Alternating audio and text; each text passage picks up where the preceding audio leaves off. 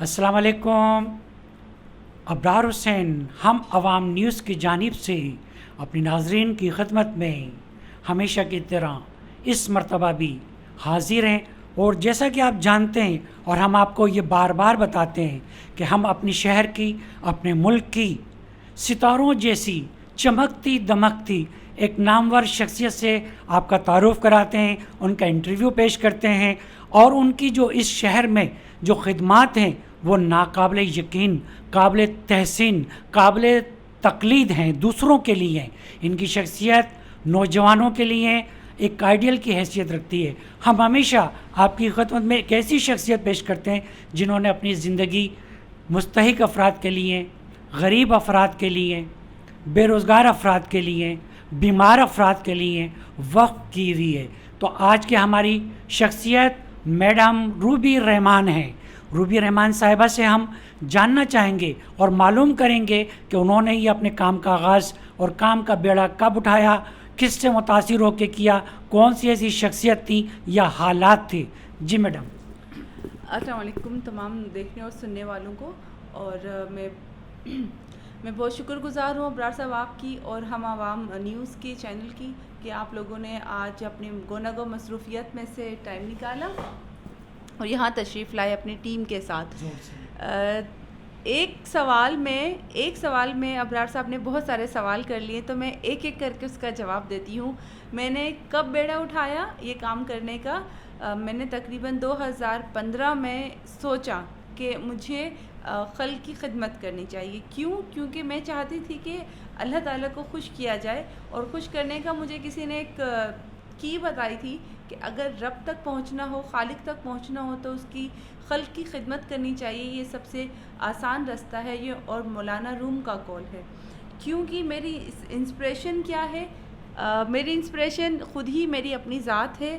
اللہ تعالیٰ دیکھیں کہتے ہیں کہ جب اللہ پاک کو کبھی کسی بھی شے کو، کسی انسان کو کوئی نئی شکل دینی ہوتی ہے، تو اس میں کیا ہوتا ہے کہ وہ کہیں نہ کہیں سے سخت حالات سے گزارا جاتا ہے.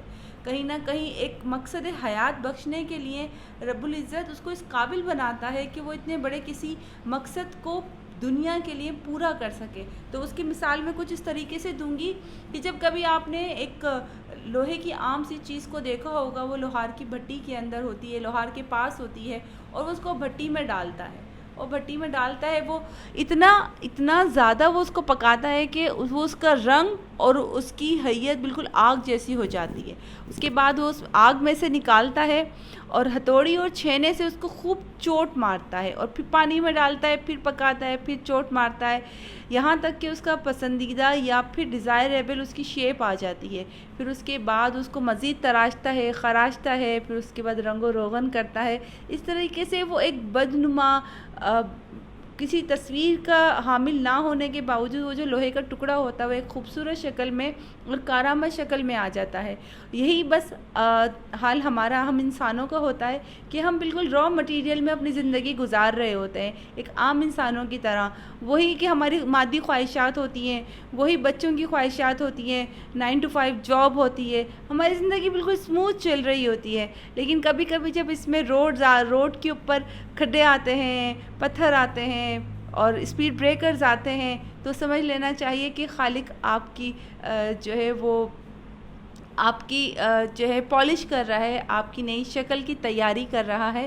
تو بس اتنی بڑی تمہید ماننے کا میرا مقصد یہ تھا کہ لائف کے اندر کچھ اس طرح کے ایکسیڈنٹس ہوئے، کچھ اس طرح کے حالات میں نے دیکھے، جس کے بعد ایسا لگ رہا تھا کہ مطلب زندگی ختم اور اب میں نے کیا کرنا ہے. لیکن اسی کے بعد فوراً اللہ تعالیٰ نے اتنے شدید خراب حالات کے بعد مجھے ایک نئی زندگی دی، نئی پہچان دی، نئی قوت دی. ان تمام چیزوں کو حاصل کرنے کے بعد پھر میں نے سوچا کہ اللہ پاک نے مجھے یہ تمام چیزیں کیوں عطا کی ہیں؟ میں پہلے بھی تو صحیح تھی اور بیمار ہونے کے بعد نہ صحیح کرتا. تو پھر میں نے جو ہے اس کے بعد سوچا کہ اس طرح کے کوئی کام کرنے چاہیے جس کے اندر کوئی ویلفیئر کا کام ہو.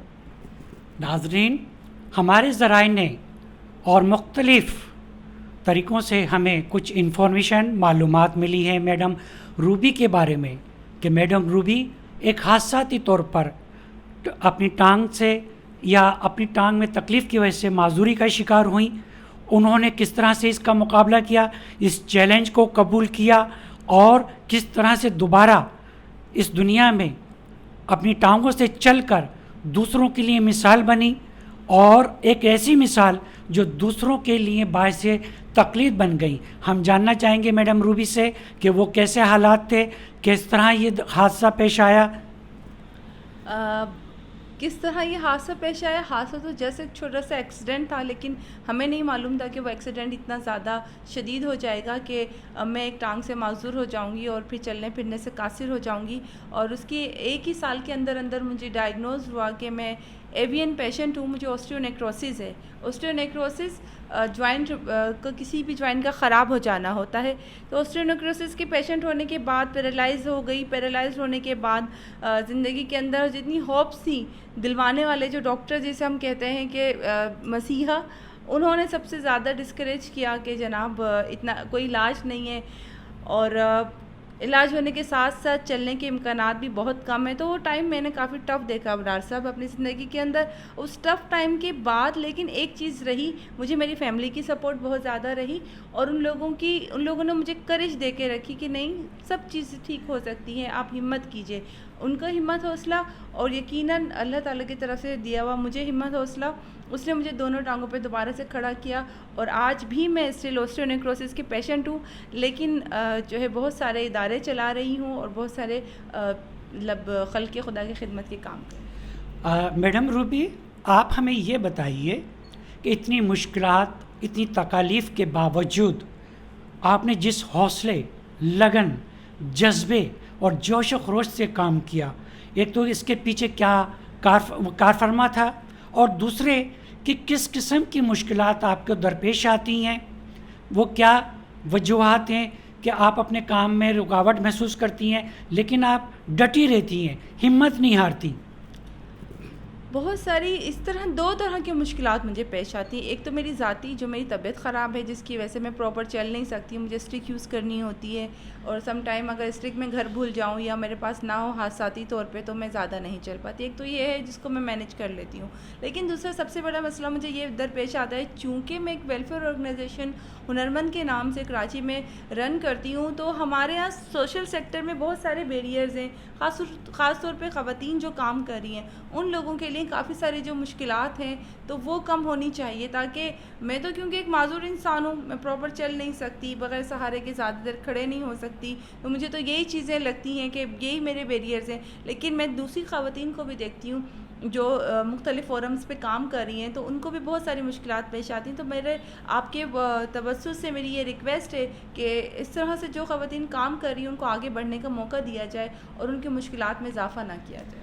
میڈم روبی، ہمارے ناظرین کو یہ بھی بتائیے، جیسا کہ آپ کی این جی او کا نام ہنرمند ہے، آپ بے سہارا بچوں، یتیم بچوں اور ایسے غریب بچوں کی مدد کرتی ہیں، ان کو ہنرمند بناتی ہیں، ان کو تعلیم کی دولت سے منور اور روشن کرتی ہیں. یہ سب طریقہ کار آپ کے پاس کیسا ہے، کیسا سسٹم موجود ہے جس سے لوگ متاثر ہو کر آپ کی مالی معاونت اور آپ کو ڈونیشن دیں؟ ابرار صاحب، ہمارے مختلف آپریشن پلانس ہیں. دیکھیں، جو بھی این جی او ہوتی ہے وہ ایک کرائٹیریا اپنا مختص کرتی ہے، یعنی کہ ایک سوچتی ہے ایک کہ ہمیں اس والے ایریا پر کام کرنا ہے. تو ہم لوگ ایجوکیشن اور اسکلس پر کام کرنے کے علاوہ مینٹل ہیلتھ، النیس اور اویئرنیس پر کراچی میں اور سندھ بھر میں کام کر رہے ہیں. ہمارا ایک انسٹیٹیوٹ ہم نے رن کیا تھا ہنر مند کے پلیٹ فارم سے، جو کہ ووکیشنل ٹریننگ سینٹر ٹائپ کا تھا. اس وقت ہم ہنر درسگاہ کے نام سے انڈر پریویلیج بچوں کا ایک اسکول رن کر رہے ہیں، جہاں پر ان کو مفت تعلیم و تربیت کے ساتھ ساتھ ان کو بکس، یونیفارم اور لنچ وغیرہ ہم پرووائڈ کرتے ہیں. دوپہر میں ہم نے ایک سیشن رکھا ہے، کیونکہ میں مینٹل ہیلتھ کاؤنسلر ہوں، تو ایک سیشن رکھا ہے انہی کے ماں باپ کا، تاکہ ان کی بھی گرومنگ ہم لوگ کرتے رہیں. اس کے علاوہ جو ہمارا مینٹل ہیلتھ کا پروجیکٹ ہے اس کے اندر یہ ہے کہ ہم لوگ شعور اور آگاہی کے سیشنز مطلب ہم لوگ سوسائٹی میں دیتے ہیں فری آف کاسٹ. اس کے تحت ہمارا پروگرام ہے پاکستان کے اندر پہلا ویلفیئر کا مینٹل ہیلتھ کا ہاسپٹل بنانے کے لیے. میڈم روبی، ہم نے یہ بھی معلوم ہوا ہے کہ آپ یوگا جانتی ہیں، آپ ہیلتھ ایکسرسائز کے بارے میں خوب جانتی ہیں, آپ ہیلتھ فوڈ کے بارے میں جانتی ہیں, اور وہ کون سے ادارے یا ذرائع ہیں جن کے ذریعے سے آپ اپنا پیغام, اپنا میسیج اور مختلف ایکسرسائز کے طور طریقے سسٹم کو لوگوں تک پہنچاتی ہیں. جی, میں جو یوگا انسٹرکٹر جو ٹرینر ہوں, ہماری ایک اور NGO ہے TWC کے نام سے, تو اس کے اندر میں کوآرڈینیٹر ہوں پورے سندھ کی لیڈیز چیپٹرز میں. ہم لوگ صبح کے ٹائم صبح فری آف کاسٹ یوگا کرواتے ہیں. لیڈیز کو لیڈیز کرواتی ہیں, جینٹس کو جینٹس کرواتے ہیں. تو وہاں پر میں یوگا خواتین کو کرواتی ہوں. اس کے اندر ہم لوگ فوکس کرتے ہیں یوگا, کیونکہ اگر یوگا کی تعریف بیان کی جائے تو اس میں صرف 3 ورڈ ہیں. Yoga is a combination of mind, soul and body. آپ کا دماغ, آپ کی روح اور آپ کا جسم, ان تینوں کو کمبائن کرتے ہیں تو یوگا بنتا ہے. تو یوگا میں ہم 3 حصوں پہ کام کرتے ہیں, through the exercise, through the meditation, through the breathing style. سانس لینے کی مشق کرواتے ہیں, آپ کو میڈیٹیشن کرواتے ہیں, اس کے علاوہ ایکسرسائز جو فزیکل فٹنس ہوتی ہے. تو میرا یہ کام ہے, یہ بھی میرا ایک ویلفیئر کا ہی پلیٹ فارم ہے جو میں کراچی بلکہ سندھ بھر میں فری آف کاسٹ کرتی ہوں. اچھا میڈم, آپ ہمیں یہ بھی بتائیے, جیسا کہ ہم سب جانتے ہیں کراچی اور پورے پاکستان سمیت عالمی دنیا میں کرونا وبا کی وجہ سے ہمارے شہر میں اور ملک میں لاک ڈاؤن تھا. لاک ڈاؤن کی وجہ سے آپ کے سارے پروگرام متاثر ہوئے, ڈونیشن وصول کرنے میں آپ کو بڑی مشکلات آئیں. اب کیونکہ کرونا میں بڑی تیزی سے کمی واقع ہو رہی ہے, لاک ڈاؤن تقریباً ختم ہو چکا ہے, اب آپ کے پاس ان فیوچر کا کیا پروگرام ہے, کیا مستقبل میں آپ کچھ کرنا چاہتی ہیں, کیا عزائم ہے آپ کے؟ ابرار صاحب, اس وقت جو ہم لوگ یعنی کہ ہنرمند جو اس وقت اسکول رن کر رہا تھا, انشاءاللہ تعالیٰ 15 سپٹمبر سے ہم لوگ اپنا وہ اسکول آن کر رہے ہیں. ابھی وہ اسکول ہم 2 کمروں میں رن کر رہے تھے. انشاءاللہ تعالیٰ یہ جو کرونا جیسے ختم ہوتا ہے کمپلیٹ, اور جو ہے ہم دوبارہ سے ڈونیشن کی طرف, ڈونرز کی طرف جاتے ہیں, تو ہم وہ اسکول کو سیکنڈری بنا رہے ہیں. ہمارے پاس اس کا جو ایک روڈ میپ ہوتا ہے وہ تیار ہو چکا ہے. تو انشاءاللہ تعالیٰ ہنرمند کے پلیٹ فارم سے بیسک لٹریسی کا پروجیکٹ ہے ہنر درس کا, تو اس کے اندر آپ بہت جلد ایک اسکول بنتا ہوا دیکھیں گے. اسی اسکول کے اندر ہم سیکنڈ شفٹ کے اندر جو بچیاں ہیں جو کہ مونٹیسوری ڈائریکٹرز کا کورس کرنا چاہیں تو وہ فری آف کاسٹ بھی ہم لوگ آفر کریں گے. اور ایوننگ کے اندر ہم اس میں انگلش لینگویج کی کلاسز, جو کہ جاب والے لوگ ہیں جن کو دقت پیش آتی ہے انگلش کی وجہ سے نوکری وغیرہ میں. میڈم روبی, کیونکہ آپ بہت سارے شعبوں میں انتہائی دلچسپی اور لگن کے ساتھ کام کر رہی ہیں, اور آپ ہیلتھ سے بھی بہت واقفیت رکھتی ہیں, میں چاہوں گا, اور جیسا کہ آپ لوگ سب جانتے ہیں کہ ہمارے یہاں پاکستان میں مختلف امراض یا بیماریاں, ان کا جو پریشر, ان کا دباؤ ہے یا ان میں اضافہ ہوتا جا رہا ہے, اور بیمار لوگوں کی تعداد میں بھی اضافہ ہوتا جا رہا ہے. آپ ہمارے ناظرین اور پاکستانی نوجوانوں کو اور ساتھی اور دوستوں کو ہیلتھ کے حوالے سے کیا ٹپس دیں گی, اور فوڈ کے حوالے سے, خوراک کے حوالے سے کیا پوائنٹس بتائیں گی کہ ان کو کس قسم کی خوراک لینی چاہیے, اپنی صحت کا کس طرح سے خیال رکھنا چاہیے؟ سب سے پہلے تو آپ نے 3 لیٹر لازمی پانی پینا ہے, 8 گھنٹے کی نیند پوری کرنی ہے. اپنی ڈائٹ کو کنٹرول نہیں کرنا, ڈائٹنگ نہیں کرنی, آپ نے کیا کرنا ہے کہ ہیلدی ڈائٹ لینی ہے. اپنے بیکری آئٹمس نکال دینا اپنی لائف سے, بہت کم, اوکیجنلی اگر لیں بھی تو ان کی مقدار کم ہونی چاہیے. اور سیکنڈ, آپ نے آئل کا استعمال کم سے کم کرنا ہے, نمک کا استعمال کم سے کم کرنا ہے. ایک بہت اچھی چیز جو میں آپ کو بتاؤں, آج کل یوٹیوب پر بہت ساری چیزیں موجود ہیں, آپ اس میں دیکھیے, ہلکی پھلکی ورزش اور چہل قدمی کو اپنا روزمرہ کے معمول بنا لیں. ایک چیز اور سب سے امپورٹنٹ, یہ تو چیزیں تمام آپ کو کوئی بھی ہیلتھ ایکسپرٹ آپ کو بتائے گا. ایک چیز اور اپنی زندگی میں شامل کیجیے گا, وہ یہ ہے پازیٹیوٹی.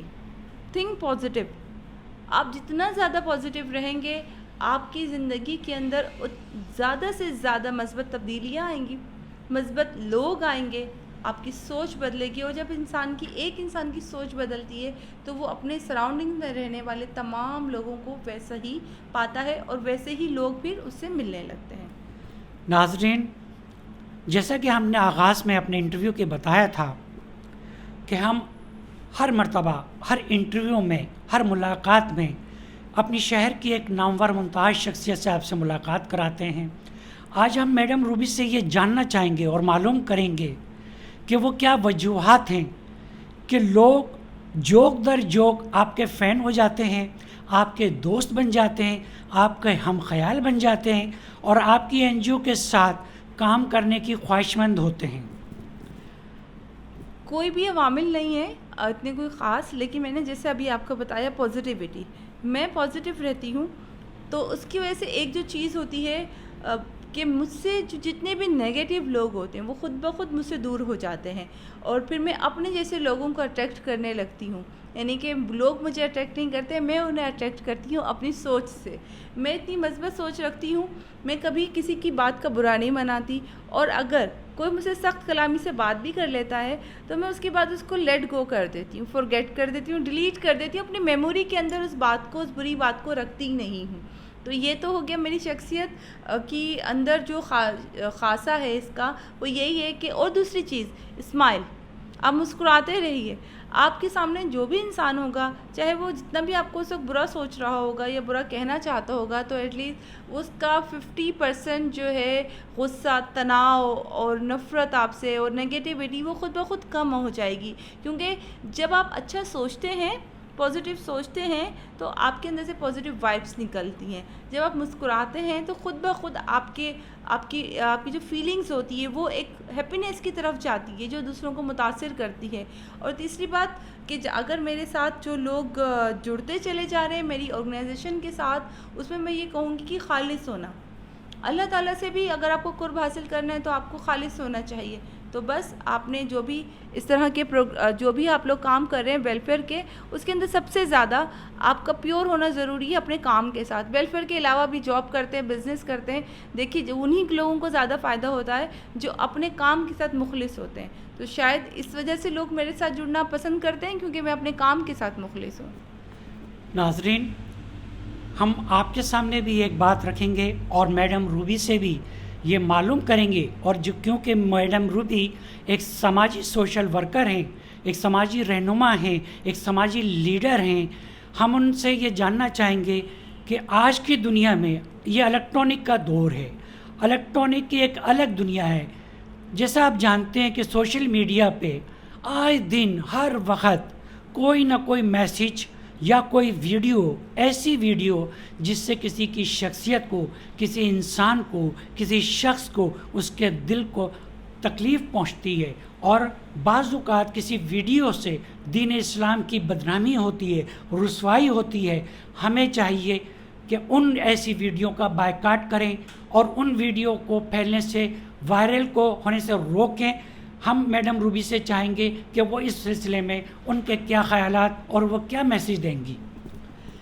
ابرار صاحب دیکھیے, میں ایک, چاہے وہ اسلامک ہو یا نہ ہو, چاہے وہ ہمارے اگینسٹ ہو یا نہ ہو, میں تو ایک بات جانتی ہوں کہ جب بھی آپ کوئی چیز آگے پہنچائیں, ویڈیو کی بات نہیں, جب بھی آپ کوئی بھی میسیج آگے پہنچائیں, کسی کا کہا ہوا, آپ اپنی طرف سے کوئی بات کریں وہ ایک الگ چیز ہے, لیکن آپ کسی کا کہا ہوا کوئی بھی میسیج آگے پہنچا رہے ہیں, اس کی تصدیق کر لیں. چاہے آپ کسی اسلامی کوڈ کو آگے پہنچا رہے ہیں, حدیث کریم صلی اللہ علیہ وسلم آگے پہنچا رہے ہیں, کوئی قرآنی آیات کا ترجمہ تفسیر آگے پہنچا رہے ہیں, کوئی نیشنل لیول کا میسیج آگے پہنچا رہے ہیں, کوئی انٹرنیشنل لیول کا میسیج آگے پہنچا رہے ہیں, صرف اپنی زبان سے اس کی تصدیق کر لیجئے, یا اس کا جب بات کر رہے ہیں تو اس کا حوالہ ضرور دیجئے. اب حوالہ دینے سے یہ ہوگا کہ لوگ اس کو جا کر ٹیلی کر لیں گے. جہاں تک رہی ابرار صاحب آپ نے بات کی ہے کہ ویڈیوز جو وائرل ہوتی ہیں, اس میں یہی والی بات آ گئی, جب تک آپ کے پاس ذرائع نہ ہوں, جب تک آپ خود تصدیق نہ کر لیں, جب تک آپ خود مطمئن نہ ہوں کہ ہاں جی یہ بات ایسے ہی ہوئی ہے یا ایسے ہی ہے, تو میں کہتی ہوں کہ اسلام مخالف ہو یا اسلام کے حق میں ہو, دیکھیں نا, کوئی بھی بات بڑھا چڑھا کر بتانا بھی گناہ ہے. یہ حدیث ہے کہ بڑھا چڑھا کر بھی نہیں بتانی آپ نے. اگر آپ کا مذہب ہے, آپ کا کلچر ہے, آپ کا ملک ہے, بڑھا چڑھا کر بھی نہیں بتانی. جو بات جتنی ہے اتنی بتانی ہے.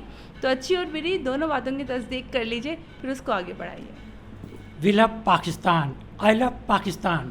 جیسا کہ ناظرین آپ جانتے ہیں کہ ابھی گزشتہ چند دن پہلے ہی وہ پاکستان بھر میں جشن آزادی, یوم جشن آزادی بھرپور اور جوش و ولولے کے ساتھ منایا گیا. ہم یہ میڈم روبی سے چاہیں گے کہ جشن آزادی کے حوالے سے اور دنیاوی اعتبار سے، کیونکہ اب ہم انٹرویو کے اختتام کی جانب بڑھ رہے ہیں، تو وہ اپنے نوجوانوں کو کیا پیغام دیں گی؟ جشن آزادی تو یقیناً گزر گئی، لیکن چونکہ ہم آزاد فضا میں سانس لے رہے ہیں تو اس کا سال کے 365 دن ہمیں اس کو شکر ادا کرنا چاہیے. خاص طور پر ایک دن ہوتا ہے خاص، ظاہر سی بات ہے وہ ہمارے پاس بھی ہے 14 اگست جس کو ہم مناتے ہیں. میسج بہت سارے لوگوں کے پاس آج کل بہت سارے میسیجز ہوتے ہیں، لیکن میں 2 باتیں سوچتی ہوں. جب بھی 14 اگست آتی ہے میں اپنے بچوں کو بھی کہتی ہوں گھر میں کہ جناب جتنی جوش و خروش سے آپ 14 اگست کی تیاری کرتے ہیں، اتنے ہی جوش و خروش سے کو گزارنے کے بعد وہ دن جو بھی چیزیں آپ نے استعمال کی ہیں، جھنڈیاں، جھنڈے، کیپ، بیجز، وہ تمام چیزیں اسی طریقے سے واپس رکھیے، احترام کے ساتھ اسی طریقے سے جھنڈے کو لپیٹیے. اور اپنی تفریح کے لیے گانے باجے، شور شرابہ، یہ تمام چیزیں مت کیجیے. کیا پتہ کسی کے گھر میں برابر میں پڑوس میں کوئی شخص بیمار ہو، کوئی شخص دل کا مریض ہو، ڈپریشن کا مریض ہو، وہ آپ کوئی نیکی نہیں کما رہے ہیں. دوسری بات، ہمارے یہاں ایک چیز کہی گئی ہے، ابرار صاحب تھوڑا سا آپ کے کویشچن سے ہٹ کر بھی ہے لیکن یہ کویشچن کا آنسر بھی ہے کہ میں جو میسج جو میں سوچتی ہوں اس 14 اگست پہ، جو میری ایک اپنی سوچ تھی وہ یہ تھی، خاص میسج میں یہ دینا چاہوں گی کہ کہا گیا کہ اگر 5 کروڑ عوام جتنی آبادی ہے اتنے درخت لگائیں گے تو ہم سرسبز شاداب ہو جائے گا پاکستان. بہت ساری آرگنائزیشنز، گورنمنٹ، سندھ گورنمنٹ، بہت سارے ادارے والنٹیئرلی چھوٹے چھوٹے پودے بھی دیتے ہیں کہ جائیے لگائیے اپنے گھروں میں. بہت غلط بات ہے، میں نے دیکھا ہے ہم 100 پودے لگا دیتے، چھوٹے چھوٹے سے وہ کیاریاں لگا دیتے ہیں، 50 لگا دیتے ہیں. اس کے بعد کیا ہوتا ہے؟ اس کے بعد اس کو وہ اتنی جلدی سوکھ جاتے ہیں کہ بیچاری چڑیا کی بھی خوراک نہیں بن پاتے. تو پلیز کہتے ہیں کہ اپنے کسی مرحوم کے نام کا ایک پودا لگا لیں. میرا اپنا ویژن یہ ہے کہ آپ ایک مرحوم کے نام سے پودا خریدیں، 50 مت خریدیں. مرحوم کے نام سے پودا خریدیں اور اس کو کسی زندہ کے نام سے لگا کر اس کو روزانہ پانی دیجیے. اچھا جناب، آئیے ہم میڈم روبی کے ساتھ پاکستان کے لیے ایک نعرہ لگاتے ہیں. پاکستان زندہ باد، پاکستان زندہ باد. ناظرین، موبائل یا کمپیوٹر بند مت کیجیے گا. آپ مت بھولیے گا یوٹیوب پہ جا کر ہمارے پیج کو لائک کیجیے، سبسکرائب کیجیے اور اس انٹرویو کو زیادہ سے زیادہ شیئر کیجیے. ہمیں امید ہے کہ میڈم روبی کا یہ انٹرویو آپ کو پسند آیا ہوگا. Okay, thank you. اللہ